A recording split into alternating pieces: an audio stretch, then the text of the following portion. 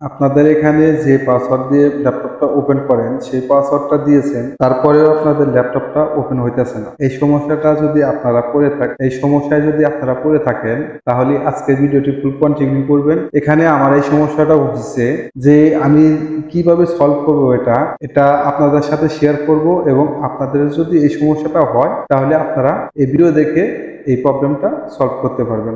আশা করি আজকের ভিডিও দেখে তারা উপকৃত হবে। আমাদের চ্যানেলে নতুন দর্শক হলে অবশ্যই চ্যানেলটি সাবস্ক্রাইব করে রাখবেন, ভিডিওটি শেয়ার করবেন অপরকে দেখার জন্য।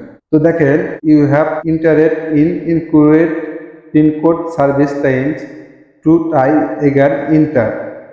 এখানে যে পাসওয়ার্ডটা এই যে বড় হাতের যেটা আছে, এটা আমরা এখানে বসানোর পরে তারপরে হলো আমাদের যে রাইট পাসওয়ার্ডটা আছে সেই পাসওয়ার্ডটা আমরা এখানে দিয়ে দিই।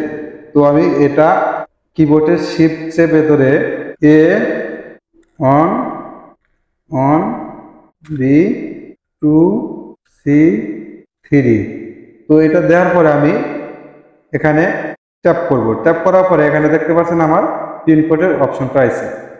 তো এই পিনকোডের অপশনটা আমি এখানে আমার যে রাইট পাসওয়ার্ডটা, আমি যে পাসওয়ার্ড দিয়ে আমি ল্যাপটপটা ওপেন করি সেই পাসওয়ার্ডটা এখানে বসিয়ে দেব। বসানোর পরে আমার ল্যাপটপটা ওপেন হবে। তো আমার পাসওয়ার্ডটি দেওয়ার পরে আমি এখানে ইন্টার ট্যাপ করব। দেখতে পারলেন আমার ল্যাপটপটি ওপেন হয়ে গেছে।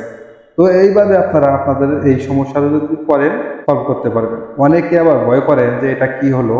তো এখানে নিচে যে ডিসপ্লে লেখাই আছে যে এই পাসওয়ার্ড দিয়ে আপনি পরবর্তী ধাপটা অতিক্রম করেন, এই লেখাটা অনেকে না দেখে না, অনেকে না বুঝে, অনেকে মনে করে যে আমার পাসওয়ার্ডটা মনে হয় ভুলে গেছি, তো এখন কি করা যায়, হয়তো ল্যাপটপটা উইন্ডোজ দিতে হবে।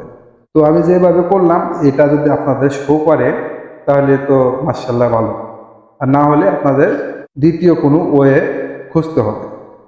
ভিডিওটি ভালো লাগলে অবশ্যই চ্যানেলটি সাবস্ক্রাইব করে রাখবেন। দেখা হবে পরবর্তী যে কোনো ভিডিওতে। আল্লাহ হাফেজ।